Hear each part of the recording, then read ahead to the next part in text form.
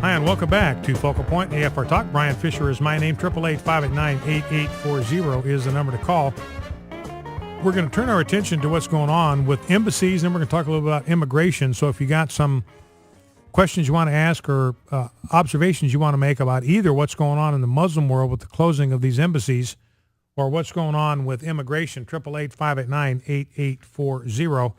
You know, and this guy that tried to smuggle the turtle through, he told the security types that it was a hamburger, but it was a KFC.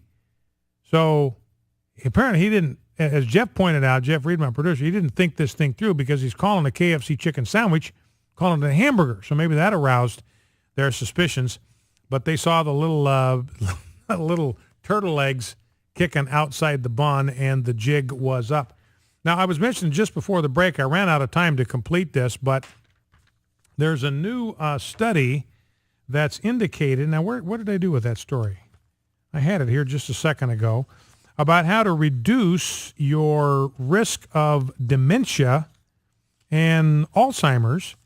And the way you do it is by eating steak, spinach, liver, and nuts. Apparently, those four food types, steak, spinach, liver, and nuts, those four food groups or food types can cut the risk of dementia in later life. Well, comes down to steak and spinach, I'm only going to cut my risk in half. That's all I'm saying about that. I'm just cutting my risk in half of getting dementia. So if I start to wig out here, you'll know I didn't eat my spinach.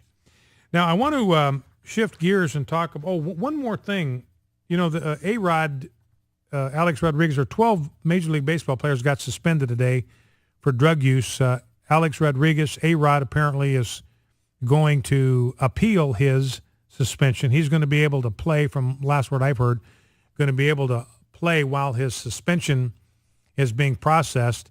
This is kind of off topic, but, you know, I was just kind of touched by something I read in a profile of A-Rod this weekend, that his father left his family when A-Rod was 9 years old.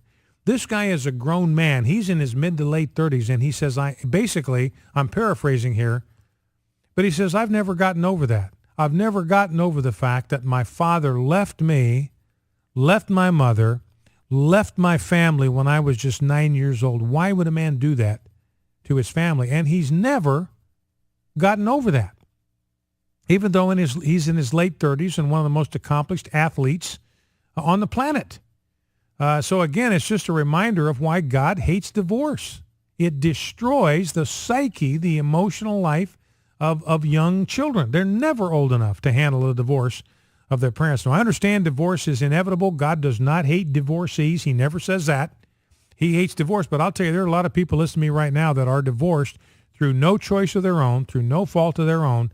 And you know exactly why God hates divorce, because of what it did to you and what it did to the children in your family. So just interesting to me. 9 years old when it happened. That's 3 decades ago, and yet still dealing with the long-term effect of a father who abandoned his family. And what made me think of A-Rod was a story from the Daily Mail about John F. Kennedy. It was actually a story about Marilyn Monroe and her affair with JFK, and apparently she called Jackie and confessed that she was sleeping with JFK, and Jackie's response was, great, I'll move out, you move in, you can have all the problems that come with being a first lady. But kind of buried in this story was a section on JFK's dependence on drugs. So A-Rod, turns out, had nothing on JFK. His physician was a guy by the name of Max Jacobson. He was known as Dr. Feelgood. And 4 times a week, he injected John F. Kennedy with high-dosage amphetamine shots laced with steroids. So 4 times a week, he was dosing up with amphetamines and steroids. That's JFK. All right, now let's talk about what's going on with these embassy situations. You know, we've got embassies in 22 22 embassies in, I think, 21 Muslim countries shut down, locked up. They were just going to be shut down for yesterday, but now they've decided to keep them locked up, closed down till next Saturday. Closed, completely shut down. Every one of these is in a Muslim country. We're not worried about Australians storming the Australian embassy. We're not worried about Germans storming our embassy in Germany. We're not worried about Argentinians storming our embassy in Argentina. But in virtually every Muslim embassy that we have to be concerned about Muslims trying to blow us up in our embassies, blow up our embassy compounds. And so to protect innocent American lives, maybe with a painful lesson of what happened with Christopher Stevens, they've just shut them down. They've shut them down completely. You know, and President Obama was the one that told us, hey, Al-Qaeda's on the run. We've decimated their core. We got nothing to worry about here. They're on the run. We've neutralized them. I took out Osama. Nothing to see here. Move along. The threat is over. Well, if we're the ones that are closing down our embassies, I mentioned this Friday, the State Department under John Kerry has issued a global travel alert to every American traveling anywhere in the world, a global travel alert. You know, Kerry's saying, I don't care whether you're traveling by train. I don't care whether you're traveling by plane. I don't care whether you're traveling by auto. I don't care whether you're traveling by boat. You are at risk of being blown up by Muslims for the entire month of August. And so I ask you, who's on the run here? Does it sound like Al-Qaeda's on the run, or does it sound like the United States of America, because of our cowardice and our fecklessness, it sounds like we are the ones that are on the run? You know, it makes me wonder whether we should have embassies in Muslim capitals, Muslim cities at all. What good is it doing us to have embassies in Muslim countries? You know, and you think about this, what happened over the weekend. They're going to shut down all these embassies on Sunday. This crisis crescendos on Saturday. And I'm looking at a story here from Reuters. And you have to read this very carefully. You look carefully to see kind of the backstory here. This is a Reuters piece, Dateline, Washington. President Barack Obama's top national security advisors met at the White House on Saturday to discuss the potential threat of terrorist attacks. Now, right away, if you're reading carefully, you got a question. This is a meeting that is at the White House. It has to do with national security. It has to do with our diplomatic personnel in 22 different nations being under severe threat, lethal threat, mortal threat. Here's a meeting at the White House with the top national security advisors of the United States. And if you read carefully, you realize Barack Obama is not there, because the first line, President Barack Obama's top national security advisors met, but President Obama wasn't there. So you wonder, where was he? Where was the president while this meeting over this international crisis endangering American lives all across the Middle East? What was more important for the president? What did he consider a higher priority than meeting with his top national security advisors over this global threat to American lives? Well, you got to go 1, 2, 3, 4, 5, 6, 7, 8 paragraphs, more than halfway through the piece, to find out where President Obama was. Obama is spending the weekend at the Camp David presidential retreat after playing golf earlier on Saturday. So what did President Obama find more important than protecting the safety and security of diplomatic personnel all across the world playing golf? You know, you think about this,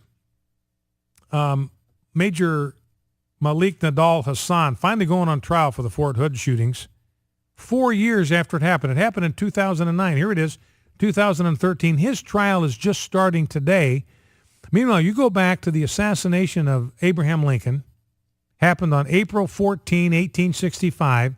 By July 7, what's that, about 2.5 months later, let's see, April, May, June, 2.5 months later, All of the assassins that were involved in the plot to assassinate President Lincoln were apprehended, they were tried, and they were hung by the neck until dead. 2.5 months. Here we are 4 years after 14 Americans cut down in cold blood, and the trial is just starting.